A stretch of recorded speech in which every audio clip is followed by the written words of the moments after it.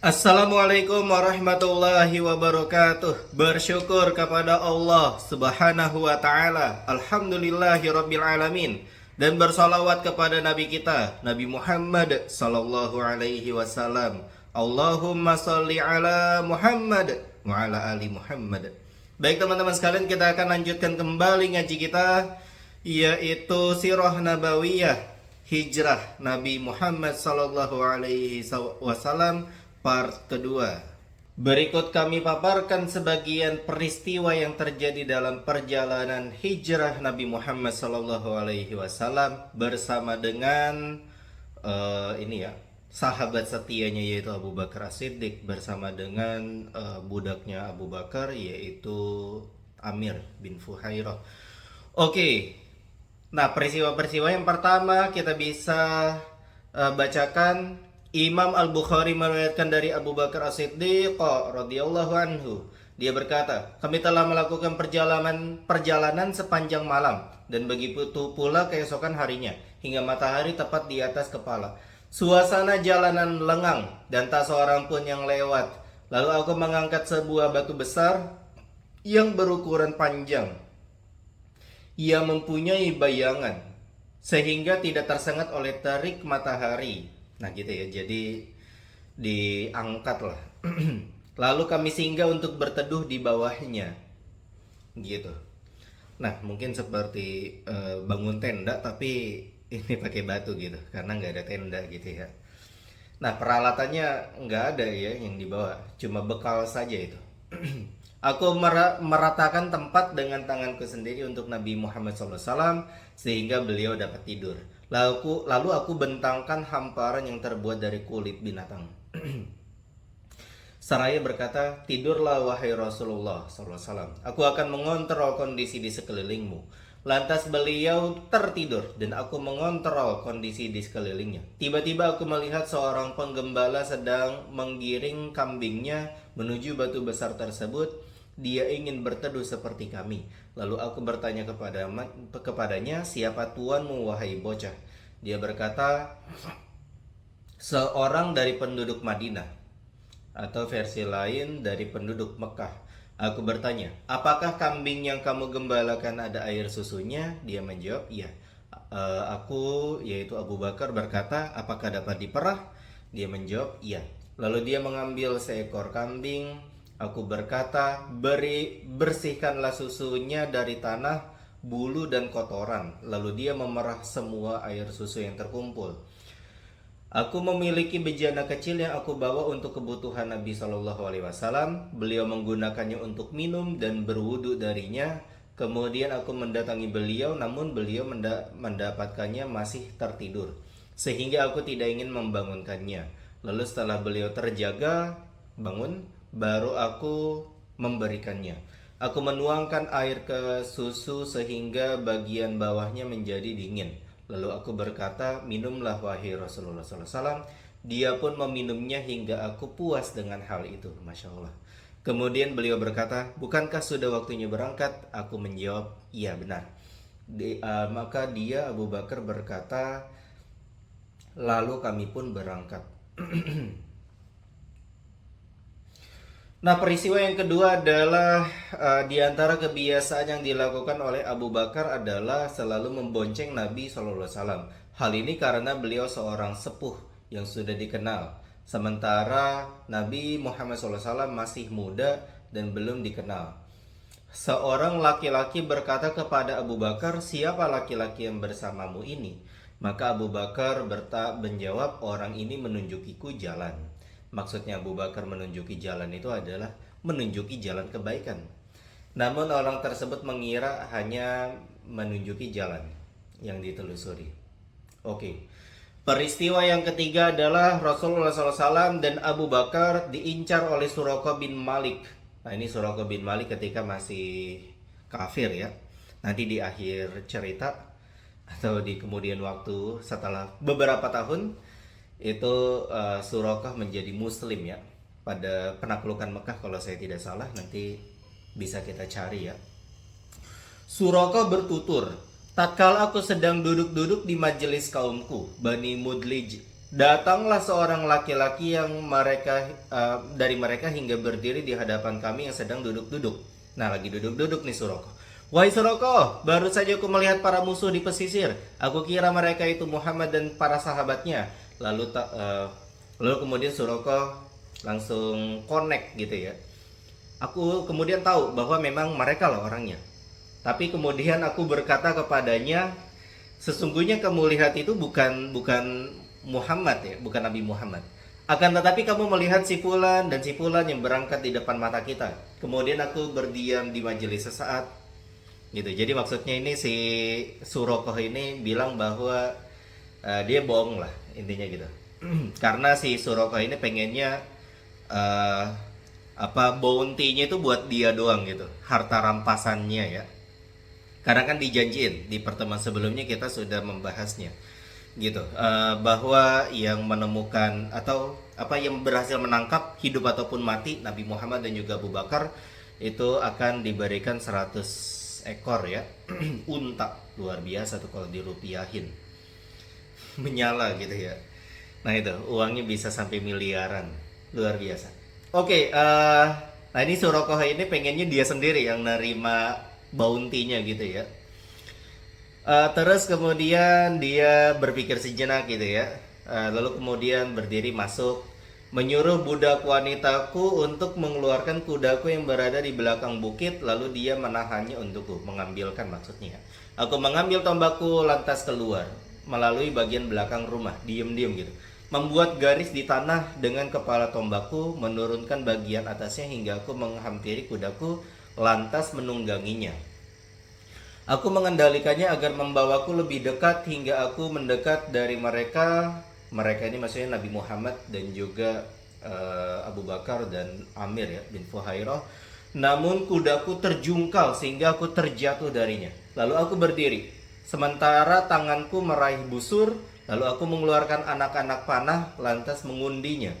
Berjudi, apakah aku harus mencelaki mereka atau tidak? Undian yang keluar justru tidak aku sukai. Mungkin maksudnya tidak gitu ya. Tidak mencelakai Nabi Muhammad. Lantas aku menunggangi kudaku dan tidak mempedulikan perihal hasil undian yang keluar tadi. Kudaku membawaku mendekat hingga bila mana aku mendengar bacaan Rasulullah SAW, sementara beliau dalam kondisi tidak menoleh. Gitu. Sedangkan Abu Bakar banyak menoleh. Tiba-tiba terperosoklah kedua lengan kudaku ke dalam tanah sampai sebatas lutut, hingga membuatku terjatuh darinya, terjungkal lagi tuh dia. Kemudian aku menghentakkan tali kekang, terus kemudian kudanya bangkit lagi. Kemudian tapi kedua lengannya itu hampir tidak dapat dikeluarkan, masih terperosok, tersangkut gitu ya di pasir gurun. Tatkala ia sudah berdiri tegak, tiba-tiba bekas kedua lengannya tadi menerbangkan debu. Oh, ketika berusaha keras buat keluarin lengan si kuda, kemudian bukan copot, maksudnya lepas gitu ya, dari jebakan itu pasir. Lalu kemudian pasirnya itu menerbangkan debu, mengepul di atas seperti asap. Lantas aku mengundi dengan anak-anak panah lagi, namun sekali lagi yang keluar adalah yang aku benci. Lantas aku berteriak memanggil mereka bahwa oke, kalian aman gitu. Nah itu Nabi Muhammad dan juga Abu Bakar. Mereka pun menghentikan langkah, lalu aku menunggangi kudaku hingga menemui mereka. Ketika aku bertemu dan mengingat apa yang baru saja aku alami saat tertahan dan dari menjauh mereka, terbesitlah di dalam diriku bahwa apa yang dibawa Rasulullah SAW ini akan mendapatkan kemenangan. Lalu aku berkata kepadanya, jadi muncul ini ya, perasaan keimanan gitu. Aku berkata kepadanya, sesungguhnya kaummu telah menyediakan hadiah 100 ekor unta bagi yang dapat menangkapmu. Aku juga memberitahukan kepada mereka perihal apa yang akan dilakukan oleh orang-orang terhadap mereka. Dikasih hadiah gitu ya. Lantas aku menawarkan mereka perbekalan. Oh, maksudnya si Surokoh menawarkan Nabi Muhammad dan Abu Bakar perbekalan dan perlengkapan. Namun beliau SAW tidak mengajukan apapun padaku, tidak meminta apapun, kecuali hanya berkata, rahasiakanlah keberadaan kami. Lalu aku memintanya agar menuliskan jaminan perlindungan untukku. Gitu. Surokoh bikin jaminan gitu ya, lindungi saya gitu ya. Maka beliau memerintahkan Amir bin Fuhairah untuk menuliskannya. Lalu dia menulisnya untukku pada sepotong kulit. Kemudian Rasulullah SAW pun pergi. Nah, apa dalam riwayat yang lain Abu Bakar dia berkata, kami berangkat sementara orang-orang Quraisy mengejar kami, tidak ada yang berhasil menemui selain Suraqah bin Malik bin Ju'shum yang menunggangi kudanya. Lalu aku berkata, pelacakan ini telah mencapai kita wahai Rasulullah. Maka Rasulullah SAW membaca firman Allah surat At-Taubah ayat 40, la tahzan innallaha ma'ana. Janganlah kamu bersedih, sesungguhnya Allah bersama kita. Suraqah kemudian pulang mendapatkan orang-orang masih melakukan pencarian, nyari gitu ya. Maka si Suraqah ini berucap, aku telah mewakili kalian menyusuri habis tempat ini. Nggak ada gitu ya, nggak ada. Gitu. Aku bersaksi bahwa nggak ada Nabi Muhammad dan juga tidak ada Abu Bakar di sini. Gitu, di tempat ini ataupun di wilayah ini gitu ya. Awalnya si Suraqah ini mati-matian mencari mereka berdua, tapi kemudian dia berubah menjadi penjaga bagi keduanya. Masya Allah ya. Suraqah bin Malik. Nanti dia masuk Islam pada pembebasan kota Mekah ya.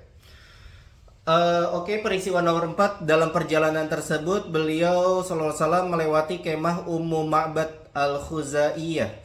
Dia seorang wanita yang cerdas dan pekerja ulet, sudah terbiasa hidup di halaman kemahnya.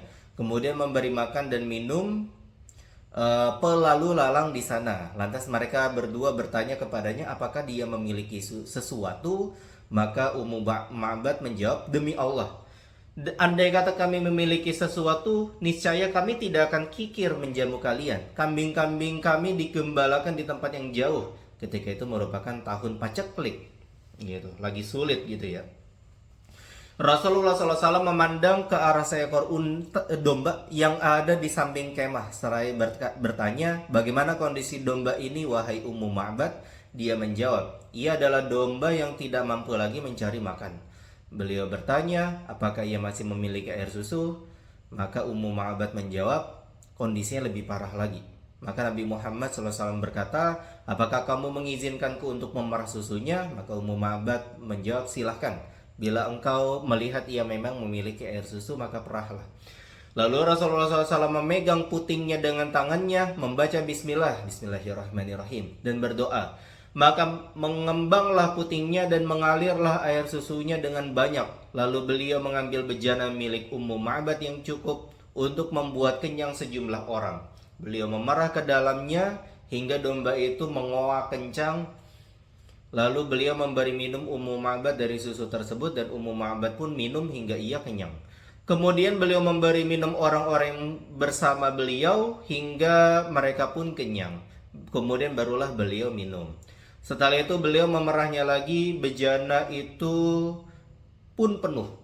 Kemudian dia meninggalkannya untuk Ummu Ma'bad dan mereka pun berangkat. Masya Allah. Nah ini baru nih, barokahnya Nabi Muhammad SAW. Mu'jizatnya beliau gitu ya. Nah kalau kita sih ya hati-hati aja sih. Entah itu wali Allah ataupun bagaimana, jangan sampai kita tidak kritis. Oke, kalau yang ini ceritanya valid gitu ya. Tak berapa lama datanglah suaminya yaitu Abu Ma'bad menggiring kambing-kambing yang kurus kering. Tatkala melihat ada air susu, dia terheran-heran, bertanya, dari mana engkau mendapatkan ini? Padahal domba-domba digembalakan di tempat yang jauh dan di rumah tidak ada susu. Maka sang istri Ummu Ma'bad menjawab, demi Allah tidak demikian. Hanya saja beberapa saat yang lalu ada seorang laki-laki yang diberkahi melewati perkemahan kita. Kisahnya begini dan begitu, kondisinya begini dan begitu. Suaminya berkata, demi Allah, sesungguhnya aku berpendapat dia adalah orang yang dicari-cari oleh orang-orang Quraisy. Tolong kamu sebutkan ciri-cirinya kepadaku, wahai Ummu Ma'bad. Lalu dia menyebutkan ciri-ciri fisik ya, yang menawan hati dengan ketenangan yang mempesona. Seakan orang yang mendengarnya seperti melihatnya langsung di hadapannya. Masya Allah. Dalam hal ini nanti ciri-ciri fisik Nabi Muhammad itu di bab paling terakhir gitu, halaman 700-an. Oke, masih jauh ya. Lalu Abu Ma'bad berkata, demi Allah, dialah orang yang urusannya disebut-sebut oleh orang-orang Quraisy. Sungguh aku ingin sekali menemuinya, dan pasti aku akan melakukan hal itu bila ada kesempatan. Pagi harinya penduduk Mekah mendengar suara lantang, sementara mereka nggak bisa ngelihat siapa nih yang mengucapkan suara yang begitu keras ini. Nah, suara yang keras ini siapa? Nanti akan dijelaskan. Katanya begini. Syairnya begini. Semoga Allah, Rabb Arash, memberikan sebaik-baik balasan dua sejawat yang telah singgah di kemah Ummu Ma'bad. Keduanya singgah dengan kebajikan dan berangkat juga dengan kebajikan. Sungguh beruntunglah orang yang menjadi pendamping Muhammad. Wahai anak cucu Kusai, tidaklah Allah palingkan dari kalian perilaku baik dan kehormatan diri yang tiada terdandingi untuk menghinakan Bani Ka'ab, menggantikan pemudi mereka. Posisinya mendapat perhatian oleh kaum mukminin. Tanyakan pada saudari kalian perihal domba dan bejananya. Sungguh jika kalian tanyakan domba, maka ia akan bersaksi. Asma berkata, kami tidak mengetahui kemana Rasulullah SAW pergi, namun tiba-tiba laki-laki dari bangsa jin menyongsong dari arah bawah Mekah, dari tanah gitu ya. Terus kemudian maksudnya bahwa Mekah itu mungkin di Yaman maksudnya, dari Yaman. Terus kemudian melantunkan untayan bait-bait ini sementara orang-orang mengikutinya dan mendengarnya, namun tidak dapat melihat hingga kemudian dia pergi dari arah atas Mekah gitu. Asma radhiyallahu anha melanjutkan, tatkala kami mendengar ucapannya, tahulah kami kemana Rasulullah SAW pergi, yaitu ke arah Madinah. Alright. Peristiwa nomor 5 yaitu di dalam perjalanan Nabi SAW bertemu dengan Buraidah bin Al-Hasib Al-Aslami. Ia membawa serta bersamanya 80 keluarga. Wah, banyak nih. Dia menyatakan keislamannya bersama mereka. Masya Allah. Ini pas lagi hijrah ya, luar biasa ini. Rasulullah SAW melakukan salat isya, lalu mereka bermakmum dengan beliau. Buraidah tinggal menetap di kampung halamannya hingga seusai perang Uhud, barulah mendatangi Rasulullah SAW. Dari Abdullah bin Buraidah, bahwasanya Nabi Muhammad SAW selalu optimis dan tidak pernah merasa sial karena satu hal tertentu. Suatu ketika Buraidah berangkat bersama 70 orang penunggang kuda dari sukunya Bani Saham. Lalu dia bertemu Nabi Muhammad SAW. Lantas beliau bertanya kepadanya, dari marga apa kamu? Dia menjawab, Aslam, artinya selamat. Maka Nabi Muhammad berkata kepada Abu Bakar, kita telah selamat. Masya Allah. Kemudian beliau berkata lagi, dari suku apa? Dia menjawab suku Saham, yang berarti jatah. Beliau berkata kepada Abu Bakar, kalau begitu telah keluarlah sahammu, jatahmu nih, bagian dari perolehan ghanimah Uhud. Oke, nomor 6, Rasulullah SAW melewati Abu Aus, Tamim bin Hajar, dalam versi yang lain Abu Tamim Aus bin Hajar, di suatu tempat bernama Qohdawat yang terletak antara Jufa dan Harshi di Araj. Salah satu unta beliau mulai melamban sehingga beliau bersama Abu Bakar menunggangi satu unta saja. Istirahat dulu satu untanya. Lalu Aus membawanya ke unta jantan miliknya dan mengutus seorang budak bersama mereka berdua. Oh, budak ini bernama Mas'ud. Dia berkata kepada budaknya ini, telusurilah jalan bersama keduanya karena kamu banyak mengetahui seluk-beluk jalan, dan jangan berpisah dengan mereka. Masya Allah. Mendapat bantuan ini ya, Nabi Muhammad SAW dan juga Abu Bakar, luar biasa. Lalu dia, si Mas'ud ya, menelusuri jalan bersama mereka berdua hingga membawa keduanya memasuki Madinah. Kemudian Rasulullah SAW mengembalikan Mas'ud kepada tuannya dan menyuruhnya agar meminta Aus menyuruh Mas'ud ya, meminta kepada tuannya yaitu Aus menghiasi bagian leher untanya dengan tali kuda, yaitu 2 lingkaran, dan memanjangkan antara keduanya. Maka jadikanlah ia sebagai ciri khas mereka. Tatkala kaum musyrikin datang pada saat perang Uhud, Aus mengirim budaknya Mas'ud bin Hunaidah dari arah Araj dengan berjalan kaki untuk memberitahukan perihal orang-orang Quraisy tersebut kepada Rasulullah SAW. Hal ini disebutkan oleh Ibnu Makula dari At-Tabari. Aus masuk Islam setelah kedatangan Rasulullah SAW di Madinah dan menetap di Araj. Luar biasa. Peristiwa nomor 7 adalah dalam perjalanan juga, tepatnya di sebuah pedalaman Rim. Rasulullah SAW berjumpa dengan Az-Zubair bersama rombongan kaum muslimin. Mereka ini adalah para pedagang yang pulang dari kawasan Syam. Lalu Az-Zubair mengenakan pakaian berwarna putih untuk Rasulullah SAW dan Abu Bakar. Masya Allah. Nah, berkah banget ini apa peristiwa tentang hijrah Nabi Muhammad Sallallahu Alaihi Wasallam. Nah, ini juga memberikan bukti kepada kita semua umat muslimin ataupun semua orang di dunia ini bahwa Allah Subhanahu wa taala memuliakan nabinya Nabi Muhammad SAW dengan keselamatan dan keberkahan perjalanan ini ya. Luar biasa. Dan juga itu merupakan hal yang mudah bagi Allah Subhanahu wa taala gitu, melindungi nabinya yang tercinta. Masya Allah teman-teman sekalian, semoga dapat bermanfaat untuk kita semua. Nah, kita bisa cukupkan terlebih dahulu ngaji kita dengan membaca hamdalah dan doa kafaratul majlis. Alhamdulillahirrabbilalamin. Subhanakallahumma wa bihamdika asyhadu an la ilaha illa anta astaghfiruka wa atubu ilaik. Wassalamualaikum warahmatullahi wabarakatuh.